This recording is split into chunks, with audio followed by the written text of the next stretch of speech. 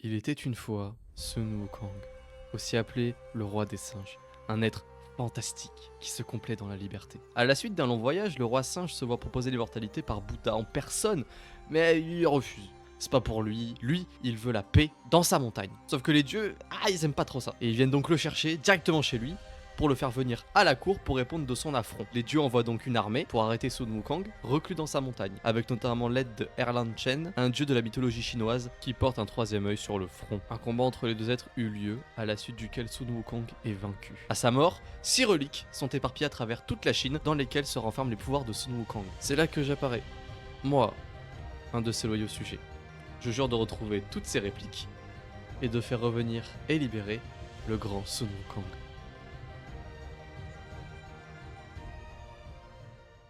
J'étais occupé à faire une sieste lorsque ce saltimbanque a décidé de me croquer. Je vais t'apprendre le respect, mon cochon. Enfin, mon loup.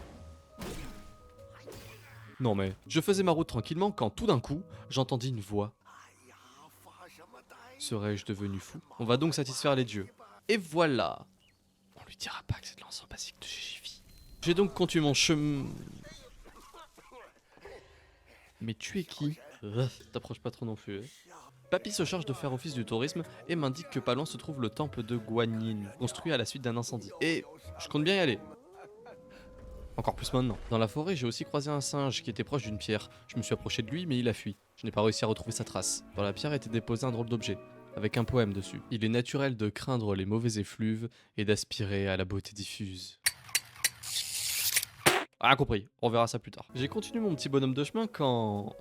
Oh, bonjour mon brave. Sauriez-vous m'indiquer la direction du temple le plus proche, s'il vous plaît? D'accord. J'étais tranquillement en train de lui régler son compte lorsqu'il m'a attrapé et... Papy? Il semblait maîtriser la magie, ce qui est assez normal pour un gardien de montagne, mais tout de même surprenant. Il m'a donc fait don de cette drôle de magie jaune qui englobe le bonhomme à côté de lui pour que je puisse m'en servir à mon tour. Cela me permet d'être un Xelor en mettant sur pause les sauvages qui m'agressent pendant un court instant. Je me suis donc servi de ce nouveau talent pour abréger la vie de cet énergumène. À ta santé, mon pote. J'ai oublié de préciser, mais ici se trouve ma barre de vie, ici ma barre de mana qui permet de jeter des sorts, et ici ma barre d'endurance. Ça, c'est ma gourde qui me permet de me soigner, et ça, c'est la jauge de concentration qui me permet de faire des gros coups. Maintenant, on peut y aller. En recroisant les mêmes genres de saltimbanques que tout à l'heure, je peux maintenant dire que ce nouveau pouvoir est tout juste OP. J'ai continué de marcher lorsque je suis tombé sur ce joli petit endroit.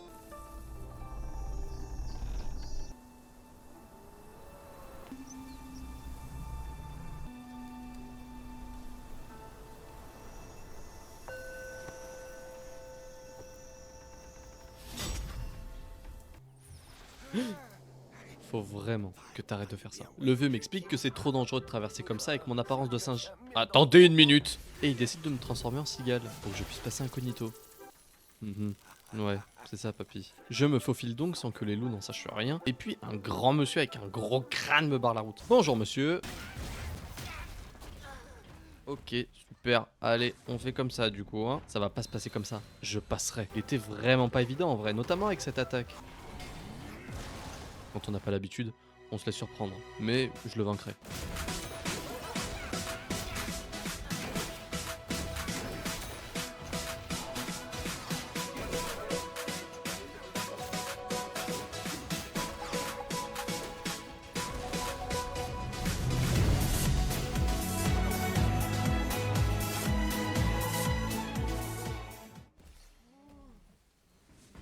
Du premier coup, j'ai récupéré un chapelet ainsi que du sang de taureau de fer. Ok.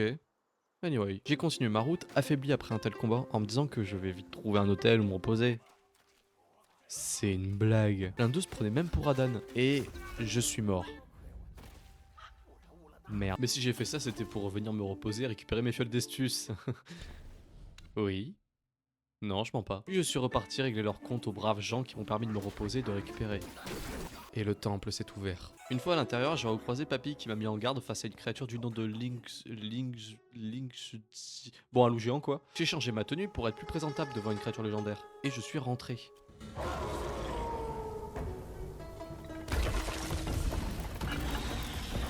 C'est donc un gros loup qui tape vite et fort.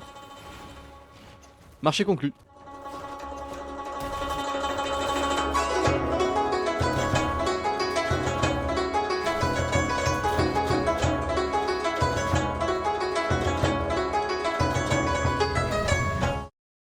Après l'avoir battu, Papy m'a conseillé de fouiller attentivement les lieux car une récompense de taille s'y trouverait. Un cadeau, offert par le Gwaï du vent noir. Je me demande qui ça peut être. Ah, trouvé! Il s'agit d'une pilule améliorant ma santé maximum. Merci mon loup. J'en ai aussi profité pour améliorer mes compétences et j'ai débloqué la posture du pilier. J'ai continué ma route et je n'ai pas trouvé grand chose en chemin si ce n'est ce coffre rempli d'élixirs en tout genre. Je suis arrivé à un nouvel hôtel, mais un freluquet le gardait. J'en ai donc profité pour tester ma nouvelle technique acquise. Et c'est plutôt rigolo. J'ai monté des marches en admirant la beauté de l'environnement et en haut se trouvait un étrange personnage. Il ne m'a pas dit son nom. Et pour moi, il se nommera Gara. Gara a pris ma gourde et a dessiné dessus, ce qui me permettait à présent d'utiliser les défunts esprits de certains boss vaincus, comme la grosse tête. Il m'a salué en me faisant la promesse qu'on se reverrait. Je suis retourné à l'hôtel pour voir si quelque chose avait changé et oui, je pouvais désormais récupérer les esprits mais aussi les élever grâce à la volonté récupérée. La volonté est la monnaie du jeu qui se récolte sur les ennemis vaincus ou dans la nature par le biais de petites flammes bleues. Partons la tester. Salut toi. Oh, c'est sympa. J'aime bien. J'ai tranquillement continué ma route lorsque je suis tombé sur une armure dans le sol et... Je ne me ferai plus avoir. J'ai amélioré une compétence qui m'a permis d'avoir 2 boules de concentration au lieu d'une, donc je peux maintenant charger une attaque plus longtemps pour qu'elle fasse encore plus de dégâts. Puis je suis reparti dans les marécages boueux et... Je savais pas que Gamabunta vivait ici. Je lui ai réglé son compte et récolté son âme à lui aussi. Je me suis enfoncé dans la forêt et... Ah non hein. J'ai aussi voulu cueillir des champignons, mais un colosse en est sorti. Je l'ai vaillamment combattu et suis très rapidement retombé sur ces guerriers sortis des enfers. Après ce petit massacre, je me suis tranquillement enfoncé dans une faille.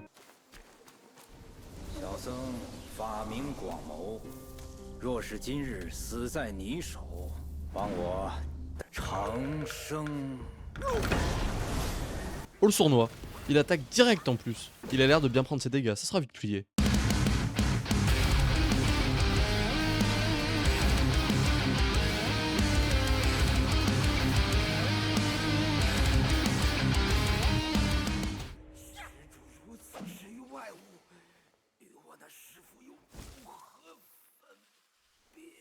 Plus loin se cachait une cloche géante.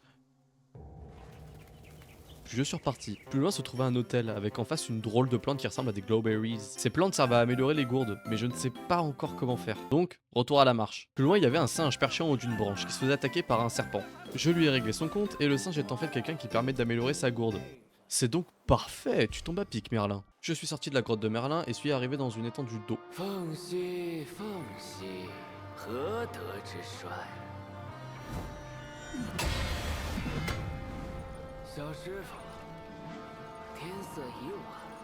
Vu les dégâts qu'il se prenait, je me suis dit que ça irait vite, mais je me suis fourvoyé.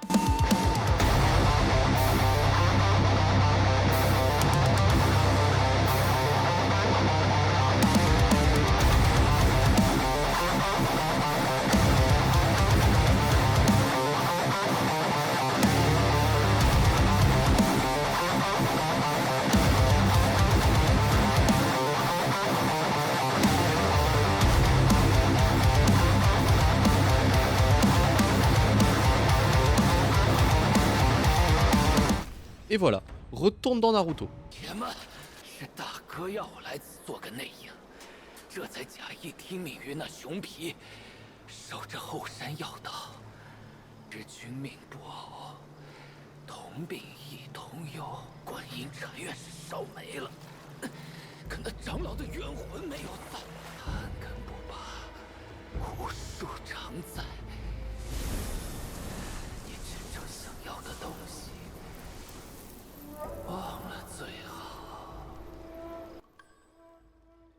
De quel ours parle-t-il? Et les cloches, il y en aurait donc 3 dans cette zone? Ça va à quoi? Aucune idée, mais je les ferai toutes sonner et je trouverai cet ours. Je peux le garantir. J'ai vu qu'il y avait un chemin sur le côté, je n'ai pas envie de louper trop de choses, alors j'y suis allé et... Oh, une piñata. J'ai quelque peu gâché la fête d'anniversaire de je ne sais trop qui, mais j'ai pu sonner une deuxième cloche sur les 3. J'ai rebroussé chemin et suis allé dans la grotte derrière la maison de Orochimaru. Rien d'intéressant dans cette grotte à part quelques individus récalcitrants et un endroit pour méditer. D'ailleurs, derrière le siège, il y avait une boîte dans laquelle se trouvait une pilule pour augmenter le mana. Je vais donc pouvoir lancer plus de sorts, mais avant ça...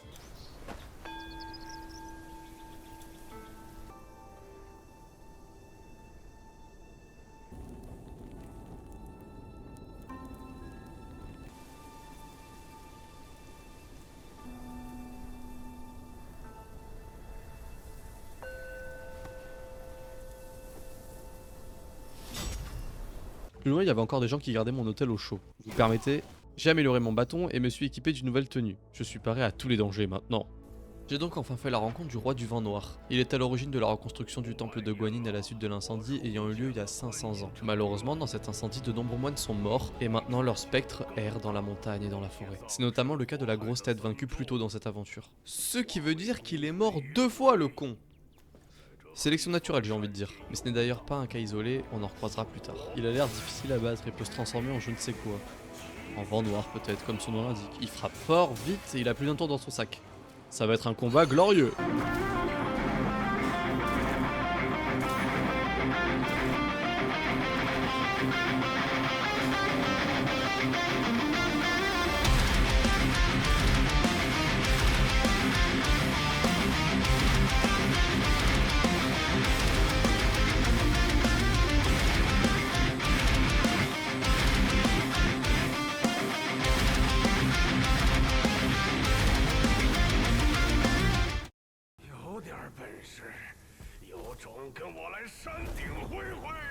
Oh, je t'y retrouverai, ne t'inquiète pas. Papy est réapparu et m'a fait le coup de Doctor Strange. Puis j'ai eu un nouveau pouvoir qui me permet de devenir invisible aux yeux des ennemis en mettant un leurre à l'endroit où je lance le sort. Ça permet donc de prendre les ennemis par surprise et c'est plutôt sympa. J'ai fouillé les alentours mais il n'y avait rien d'intéressant. J'ai donc repris ma randonnée en croisant quelques ennemis un peu relous mais rien de bien méchant. Enfin, à part ici. C'était très chiant mais rien qui ne saurait m'arrêter très longtemps. Puis j'ai continué mon chemin jusqu'au prochain hôtel, j'en ai profité pour faire un check-up de mes compétences et j'ai monté des marches. Encore. On se croira à la vallée de Jade. Et au sommet, un endroit couvert par les flammes. Ça sent mauvais cette histoire.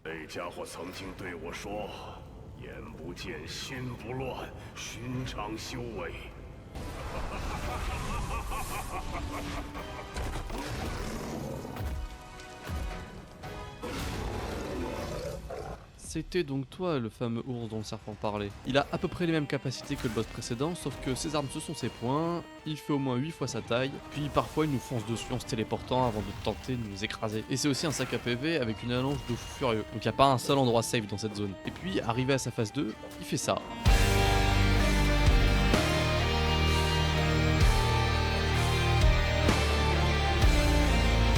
Oui, bah oui. Je sens que je vais en chier, mais ça aussi ça sera glorieux.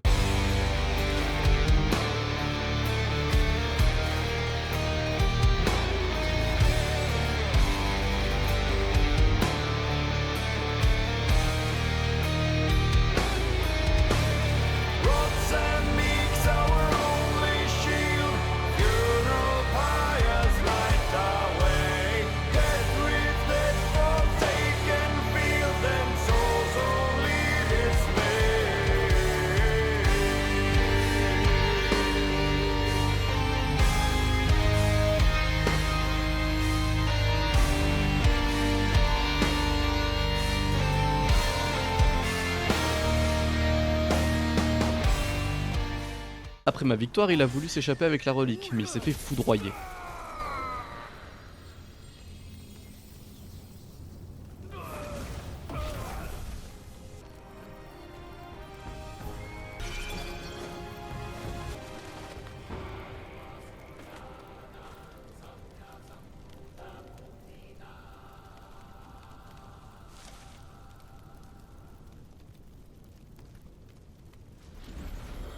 Et de une. J'ai fait la rencontre d'un drôle de barde qui avait perdu la tête, mais pas le sens du rythme.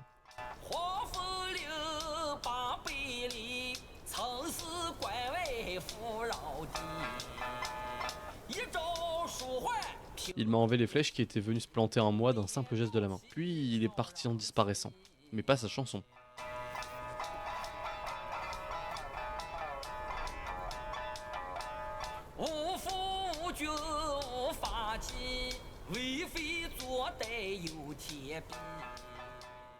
J'ai continué mon chemin en me faisant tirer dessus et je suis tombé sur mon premier adversaire. Et putain, ils sont plus résistants, ont plus de vie et même des boucliers. Ce sera dur. Après l'avoir vaincu, j'ai continué et oh boy, un mini-boss par-ci, un ennemi par-là, des chemins en veux-tu en voilà. Cet endroit a l'air bien plus ouvert que la montagne et sa forêt. Alors partons explorer. Je suis rapidement tombé sur un hôtel gardé par un nuisible, mais ça ne m'a pas empêché de m'y poser. Je me suis confectionné une nouvelle tenue et en face se trouve une porte de village sérieusement gardée.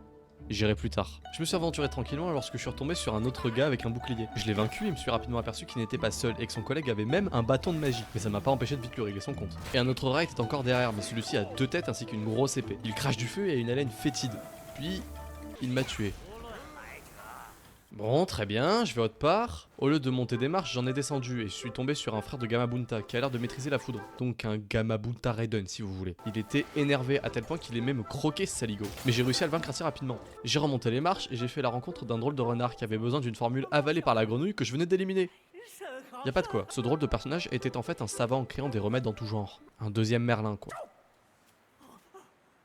Vengeance. Il était vraiment costaud et c'est là que j'ai découvert que son haleine était en fait un gaz inflammable. Il enflammait même son épée mais ça ne m'a pas empêché de le vaincre. Et il explose en mourant. Au bout d'un moment il va falloir envisager de me lâcher la collerette. Et dire que c'est un mob normal dans cette zone serait presque assez pour faire pleurer un homme. Mais pas cet homme là. J'ai franchi la porte qui se trouve derrière le rat que je viens d'éliminer et je suis tombé sur Papara et Fiston Rat. Le premier est le petit rat barbu, roi du sable ondoyant, et le second est aussi fort et intelligent qu'un yop. Mais pourtant le second prince des rats. Ils m'ont attaqué tous les deux en pensant que j'allais leur servir de casse-croûte, mais pas de chance, je me considère pas comme comestible. Ils étaient tellement faciles que ça ne vaut pas la peine de s'attarder sur eux. Après avoir vaincu Tristepin, le Papara est parti se planquer, mais par contre...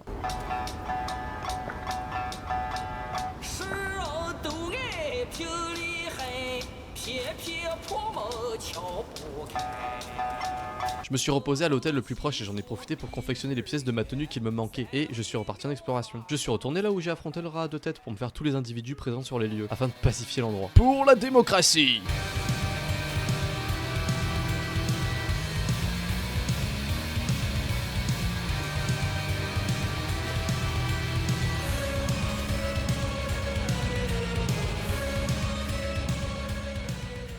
Dans une cabane fermée à l'aide d'une pierre se cachaient des rats, mais cela était pacifique. Pourquoi vous êtes là? Je n'ai même pas pu poser ma question que je me suis fait tirer dessus par un malpoli. J'ai réglé le compte aux 3 freluquets présents et suis retourné chez la famille enfermée. Ils m'ont raconté qu'ils ont fini ici à cause du roi rat qui a perdu la tête et qui traque désormais son propre peuple dans le plus grand des calmes avec l'aide des rats à 2 têtes afin de les manger.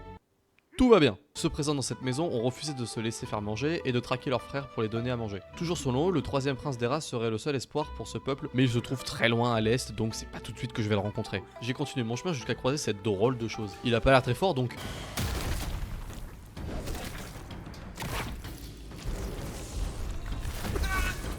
J'ai rien dit. Il est un peu fort en fait. Surtout que cet étrange chien aspire ma mana en me touchant pendant sa 2e phase. Ça va être un peu plus compliqué que prévu finalement. Ma 2e tentative était une grosse blague. Il a sauté jusque dans un coin de l'arène, mais étant trop loin de sa position initiale, il a respawn. Et je vous fais pas de dessin de la suite. Si tu crois que ça va me décourager, tu te mets le doigt dans l'œil.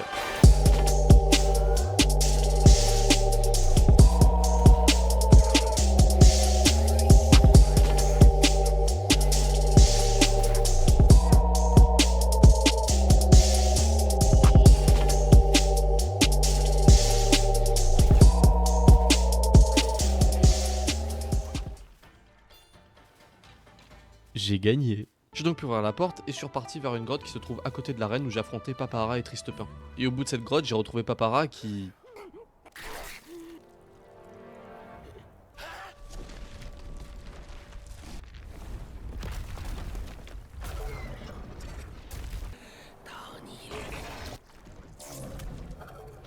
Oh mon dieu, il a tué son père! Espèce d'enfoiré! J'avais clairement aucune envie d'aller le combattre après avoir assisté à cela, mais la soif de puissance est plus forte que moi, semblerait-il.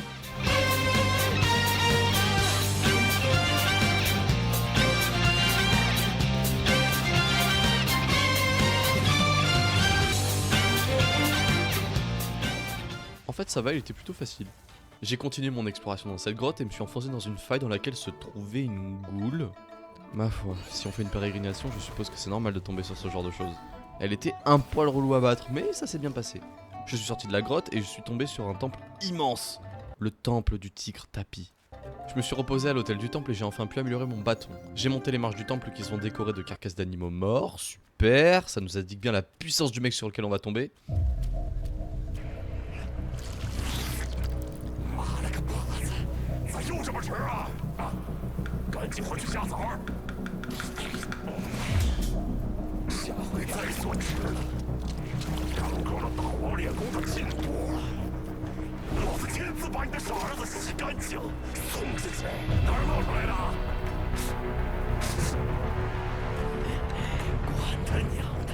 C'est donc à lui que sont donnés les rats avant d'arriver au roi. D'accord.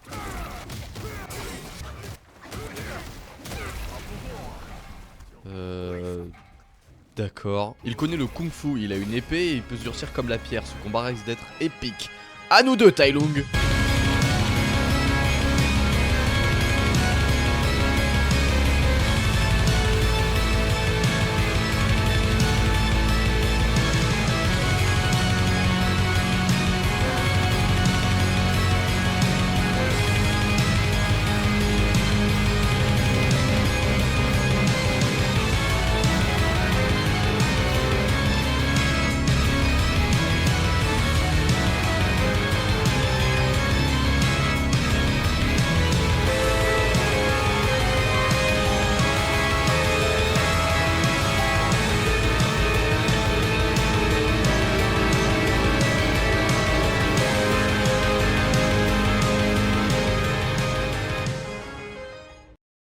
Après l'avoir vaincu, le Minou s'est transformé en pierre et le barde est réapparu pour me donner ce pouvoir avant de redisparaître. Sauf que je n'utiliserai pas ce pouvoir, parce que je dois l'équiper à la place du pouvoir qui me permet de disparaître dans le brouillard et qui m'a sauvé la vie plus d'une fois. En face se trouve une immense statue brisée devant laquelle se trouve un socle, mais il me faut la rigueur de la pierre. On verra ça plus tard, je suppose. J'ai continué mon chemin et n'ai pas trouvé grand chose d'intéressant à part ce pont et ce village bien gardé. Je me suis frayé un chemin, j'ai trouvé des globéries et suis reparti pour la montagne noire car j'ai oublié des choses là-bas. En effet, je me suis rappelé que j'avais oublié de sonner une cloche. Alors on y retourne, avec du retard, mais on y retourne. Devant la cloche se trouvait un individu avec une arme qui tue.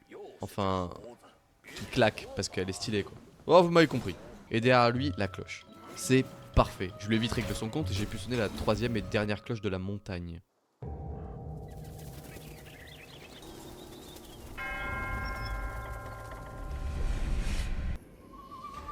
Le temple Guanyin? Qu'est-ce que je fais ici? Et en plus il semble différent, mais tout de même familier. Qu'est-ce qu'il se passe ici?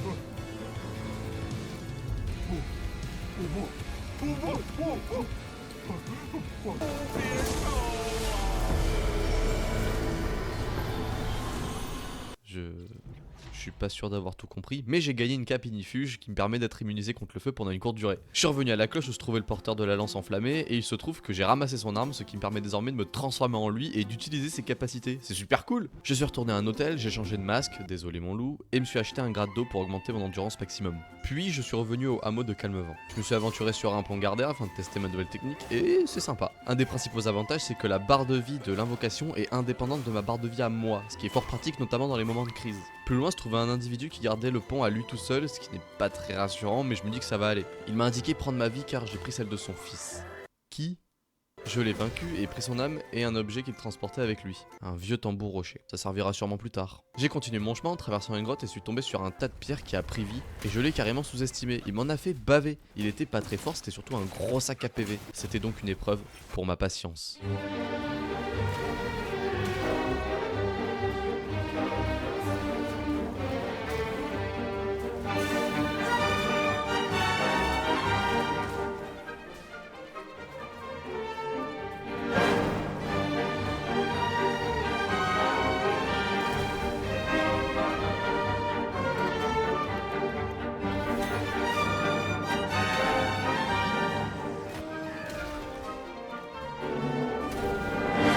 En le battant, j'ai obtenu la rigueur de la pierre, ce qui veut dire que je peux maintenant retourner au temple de Tai Lung pour utiliser cette statue. Mais avant ça, on se repose une seconde à l'hôtel et on se crée une nouvelle tenue. Voilà, on est prêt. Et bingo, je peux maintenant interagir avec la statue. Une porte s'est ouverte et a aspiré tout le sang présent dans la mare. Bon, eh bien je suppose que je dois aller par là-bas. J'ai exploré les souterrains avec courage et me suis fait surprendre par des zombies. J'ai trouvé une pilule qui augmente ma santé et me suis enfoncé un peu plus dans ces souterrains. Je suis tombé sur une bande de petits foutriqués qui attaquent en groupe. Ils font pas beaucoup de dégâts mais sont suffisamment nombreux pour faire très mal, ce qui est très énervant. Je déteste ce genre de moment. Et en plus ils ont pas mal de vie, ce qui les rend encore plus insupportables. Ça m'a pris quelques essais mais j'ai finalement triomphé. Et hop, je te prends ton âme pour la peine. J'ai ensuite continué mon chemin en surfant sur le sable. J'ai également retrouvé le barde, il m'a donné un truc qui est... Wow. Il m'a donné le sort de multiclonage, ça sera fort pratique à l'avenir. Je me suis reposé et j'ai adopté l'âme de l'acolyte du tigre, ça changera de la grosse tête. Au fond de la pièce, il y avait un drôle d'objet et un pot qui parle. Alexander? Ah bah visiblement non. Il pouvait m'aider à faire des remèdes de toutes sortes, ce qui est fort sympathique mais pour le moment, je m'en passerai. Je suis alors parti et suis descendu en direction de mon destin.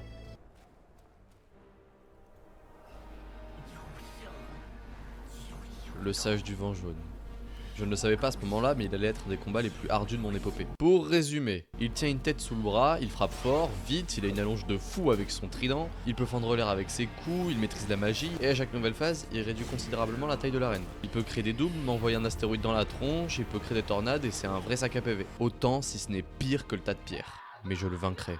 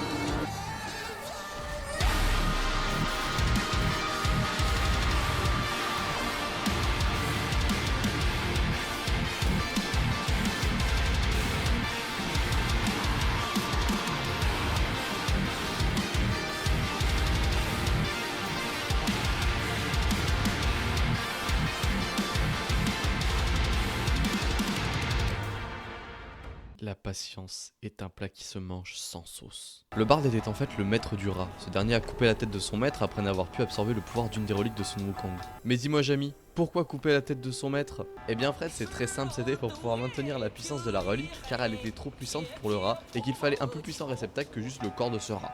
Grâce à cela, il a pu imposer sa terreur à tout le monde présent dans les alentours comme la maison des Gus de tout à l'heure. L'ex-barde m'a alors donné comme remerciement la relique de Sun Wukong en sa possession. 此番重回大道，全赖施主智勇无双。这世上应只有施主一人有资格保全此物。来吧，替我收好它。